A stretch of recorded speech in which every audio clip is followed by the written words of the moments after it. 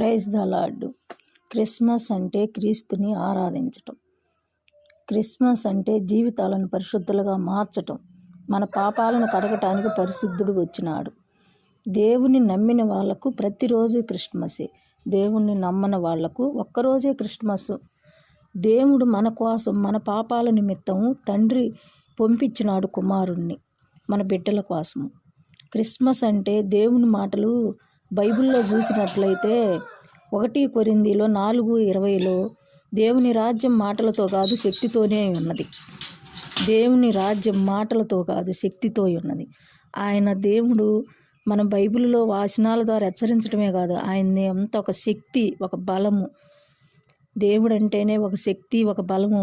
మనం ఆయన్ని నమ్మినప్పుడు, మనం విశ్వసించినప్పుడు ఆయన మాటలు అసలు ఒక శక్తితోనే నిండి ఉంటుంది. ఒక శక్తి, ఒక బలము, ఒక ధైర్యం మనకి. మన హృదయం అంతా ధైర్యము, బలము, శక్తి వస్తాయి. దేవుడు అసలు ఎవరు చెబుతారు? ఆయన చెప్పినట్టు మనకి ఆ మాట ఎవ్వరూ చెప్పలేరు. బైబిల్లో చూసినట్లయితే మీ వలే మీ పొరుగువారిని ప్రేమించండి, నిన్ను వలే నీ పొరుగువారిని ప్రేమించుము. గలతీ పత్రిక 5:14 చూసినట్లయితే నిన్ను వలే నీ పొరుగువారిని ప్రేమించుము. ఎవరన్నా చెబుతారా మనకు ఆ మాట? ఆయన దేవుడు ఆ మాట మనకి హెచ్చరిస్తున్నాడు బైబిల్ వచనం ద్వారా. మంచి మాటలు ఎవరు చెప్పరు మనకి. మనల్ని ఇంకా తిట్టు, ఇంకా వాళ్ళని ద్వేషించు, అసూయపడని చెబుతారు, కానీ ఇంత మంచి మాటలు ఎవరు చెప్పరు. క్రిస్మస్ అంటే ఆయన మన కోసం, మన పాపముల నిమిత్తం వచ్చిన రోజు క్రిస్మస్.